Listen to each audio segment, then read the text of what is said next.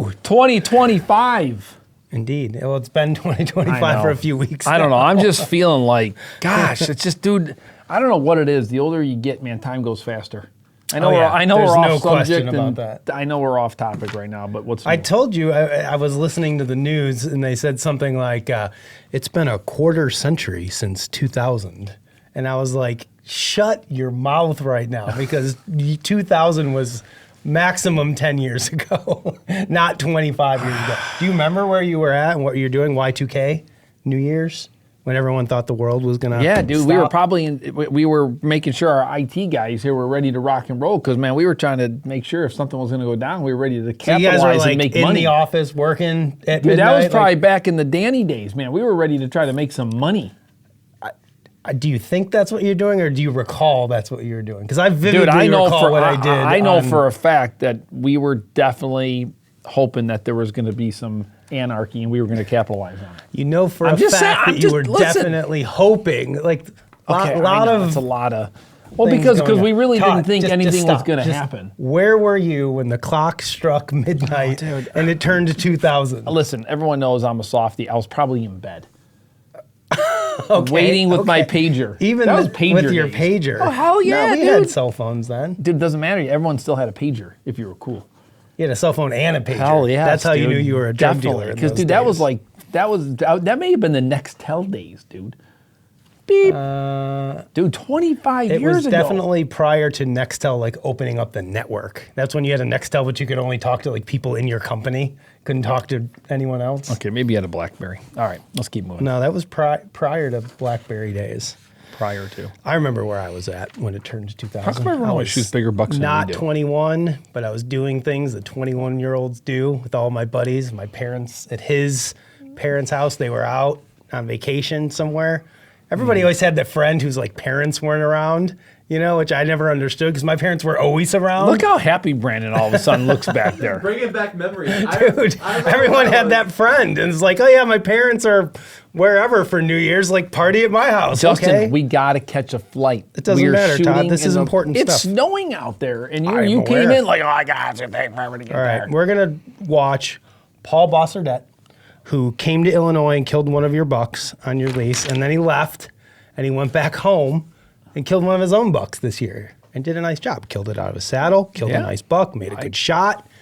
Paul's good. Is a I love solid Paul. hunter, so we're going to watch Paul's hunt right now. We'll see what you guys think. Let's go.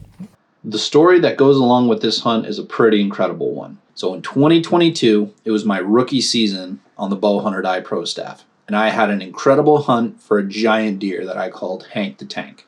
If you go back and watch that hunt, after I shoot Hank the Tank, I pan the camera down and there's a 6-pointer, young deer, probably 2.5, 3.5, standing right under the tree that had no idea what happened. Come to find out, that deer would show up 2 years later in the exact same spot. Spring ahead to January 2024, the 16th, I got a picture of this deer walking across a ridgetop. Broken tines, but I knew he was a good deer. July 19th, this deer made another appearance on the same camera. He was in full velvet, and based off his body size again, I knew he was a mature deer and definitely one that I was looking to harvest this season. September 10th was the last photo I got of him, 5 days before the opener, and he was in daylight, just before 7 a.m.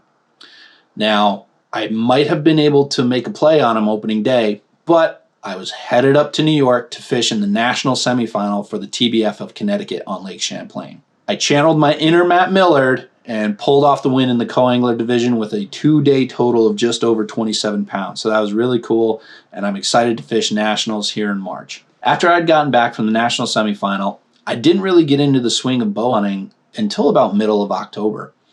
I had hunted a couple of times, I had passed a doe at close range, I'd seen plenty of deer, but nothing I either wanted to shoot or nothing that was in range for me to get a shot at. But November 3rd, that all changed.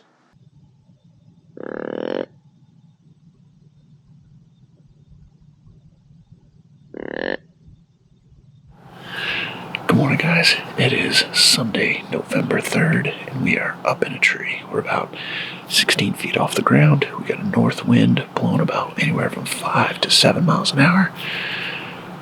And we are out here looking for a big old buck. I'm on the same property I shot Hank 2 years ago.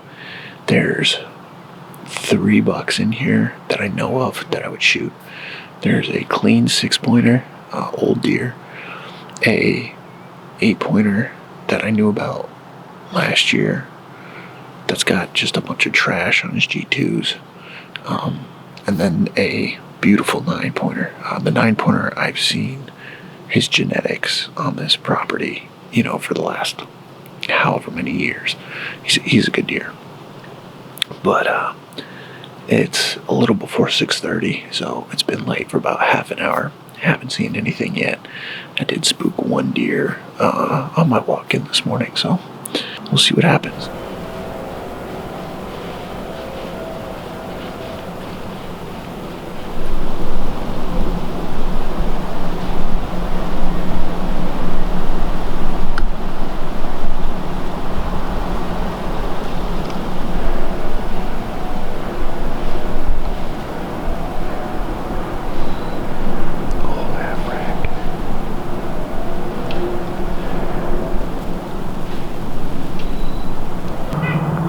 Well, that was eventful.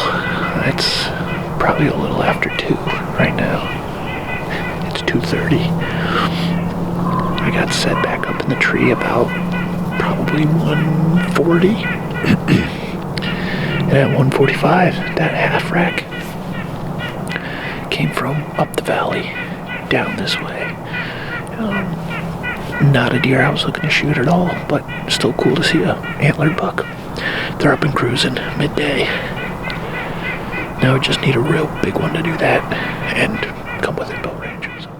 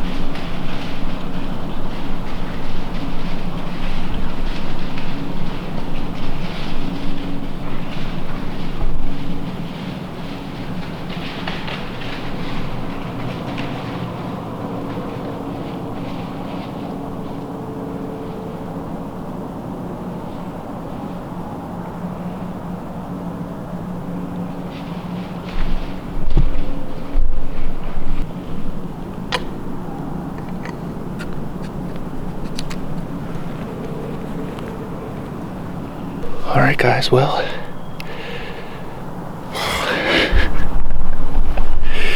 that's awesome. So, hunt stand literally had peak activity today at 3 o'clock. And I shot that deer at like 3:05 or something like that. That's wild. so funny. I was just thinking to myself, I was like, I felt like I was chasing ghosts. You know, I hadn't gotten a whole lot of pictures.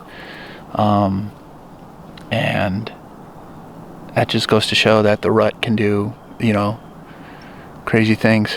But and it is my oldest nephew's 10th birthday today.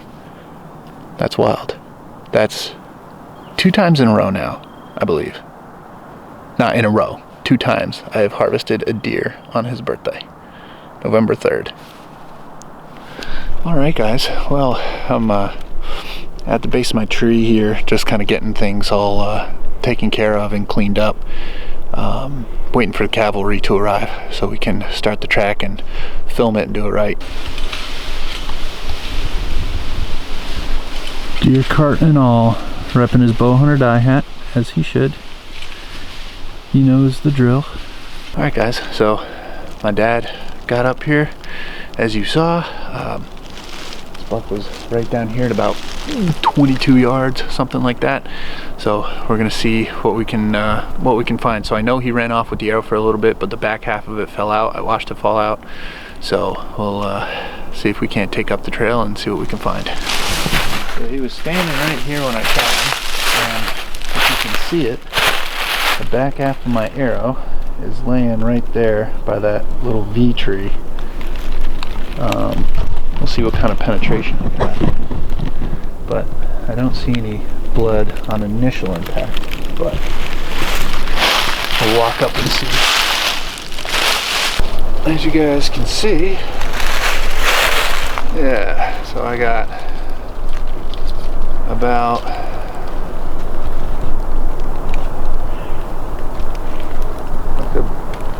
like that. But so it broke off in there, so my guess is it hit the offside shoulder and broke off. But as soon as this fell out, he started opening up, so he went off that way. So we'll keep following and see what we find. Glad you're going to be editing. Oh, I'm not. Brando's editing this. Just my zoom in, my zoom out are all over the place. Forgot how to use the camera. Brando, this is what happens when you let a boomer hold the camera.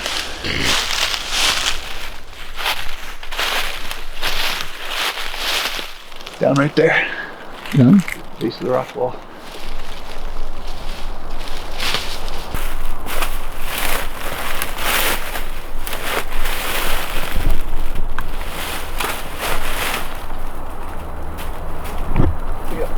He's done. Alright guys, well, here he is. He only went about 100 yards from where I shot him. I actually got pictures of this deer back on September 13th, so 2 days before opening day here, and I hadn't gotten a picture of him since, so he's been a little bit of a ghost, but he's a big body deer. His neck is all swolled up from the rut, and I couldn't be happier with him. So thanks for watching, guys. Hopefully this isn't the last time you see me, and hopefully I'll be able to put another Connecticut bruiser on the ground. So until next time, guys, bow hunt or die. Well, we hope you guys enjoyed that hunt as much as Paul did.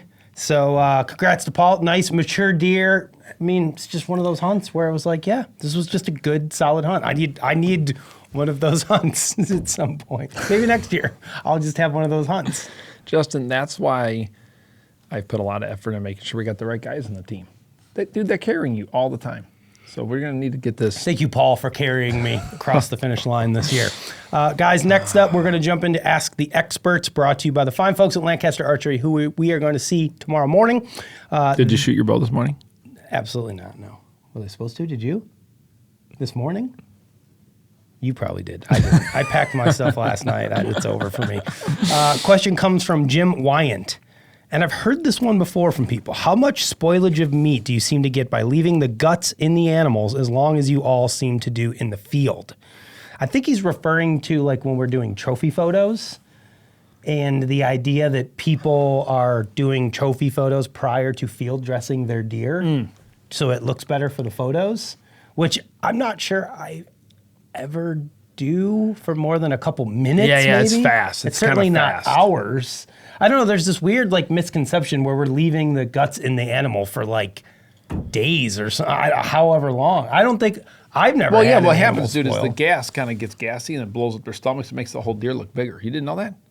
I'm kidding. I would know, but it does happen. You ever poke that thing? Well, yeah. I mean, we've all seen what happens when they're left to lay for a long period of time. No. I don't recall anybody on our team ever having an issue where like, oh man, I left the guts in the thing too long and it's spoiled because I was trying to do photos.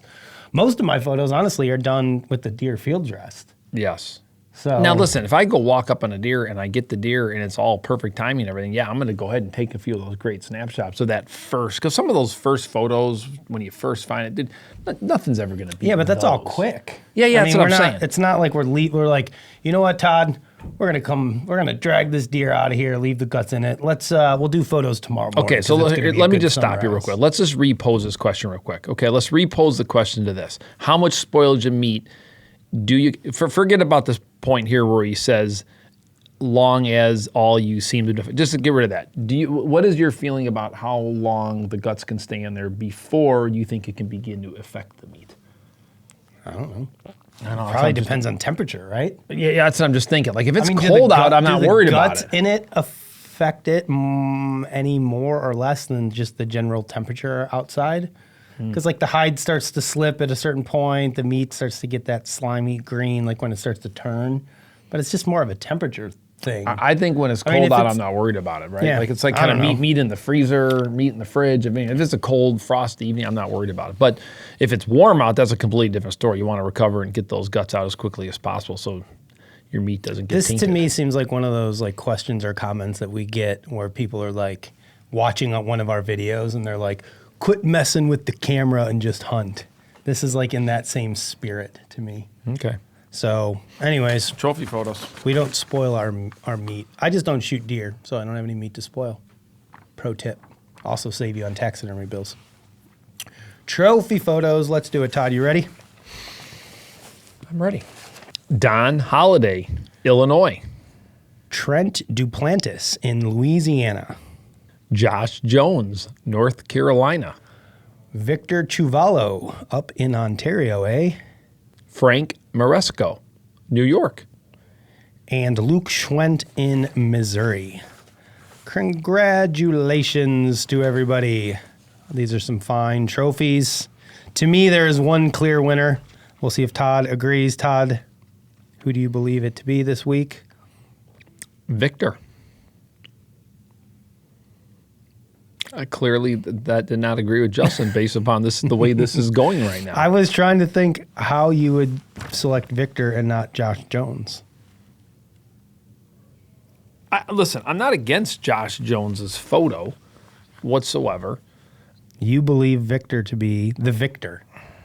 Maybe it was destiny. I do. I do.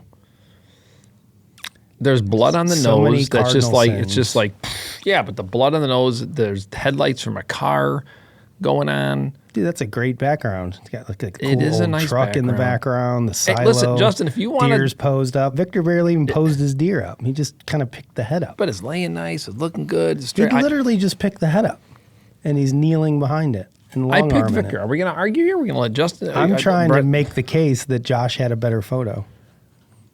Rock, paper, scissors. The only thing go, Josh quick. needed to do was Let's go. Was sit down. All right, we're doing rock, paper, scissors, shoot. Is that what we're doing? Oh boy, I got to think about this. Come on, Ready? go quick Let's here. Rock, paper, scissors, boom. I'm sorry, Victor, Josh. you're the man. Josh. All right. I failed Sorry you, if I blew Josh. your ears out there. Guys, until next week, make sure if you haven't tuned into the watering hole where you can hear my issue with sweatpants in the world. But if you haven't watched the watering hole, make sure you tune in, check it out. We've got all kinds of great the stuff. ladies like the gray sweatpants, Todd. We've got some got a new hire that we're going to be bringing to the table that's going to help us work on some different rollouts and some things that you and I got up our sleeves, which is cool.